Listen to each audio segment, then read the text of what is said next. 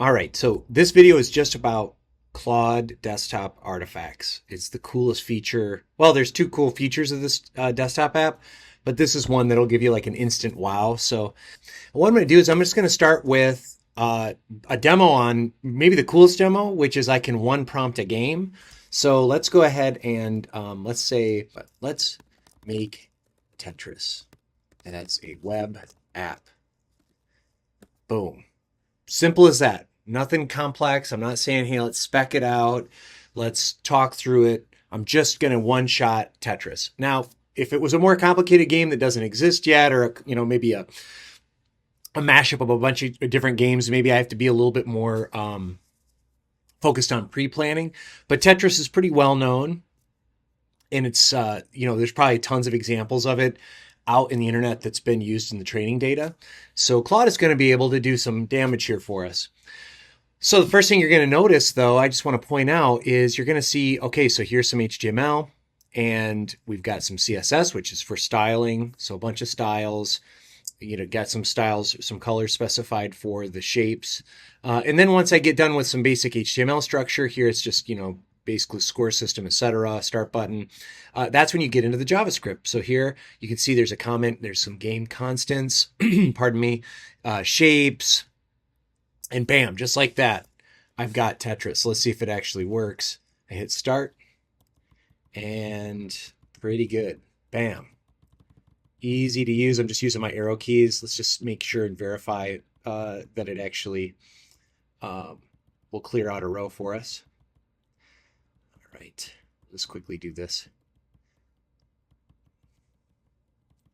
Okay, not getting the shapes I wanted, but we'll just hurry through this.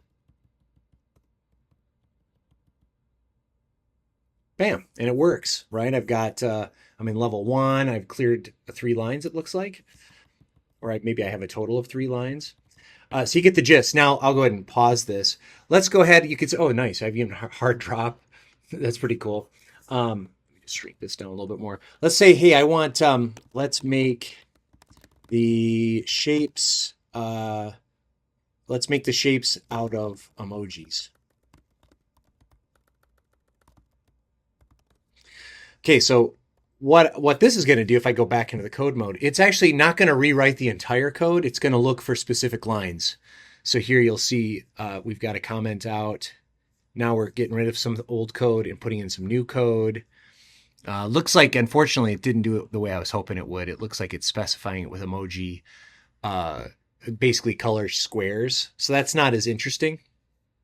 But, it'll at least demonstrate what's possible here. There's obviously a few places it needs to update it. There's probably things like rotation. What other factors are there in there? Okay, so it decided to use colors. So let's go ahead and go back into preview mode. And what's kind of cool is that looks like ice. Let's go ahead and hit start, stop. Boom. Yeah, it does look more attractive with the emojis. Whoops.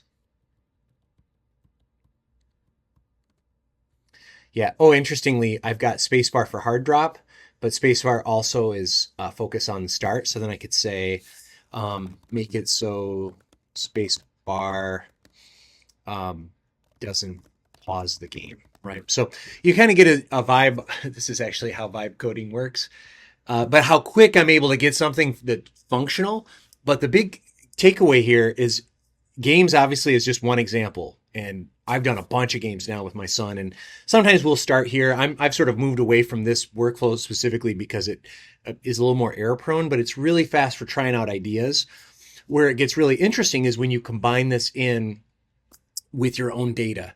So what I want to show you in this next video is the MCP and how it works with artifacts.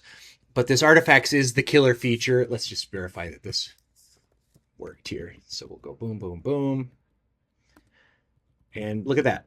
Now my space bar doesn't pause, and I'm able to get my nice hard drop there. Bam. This is great, right? So what's kind of cool is you might say, yeah, but how do I publish this?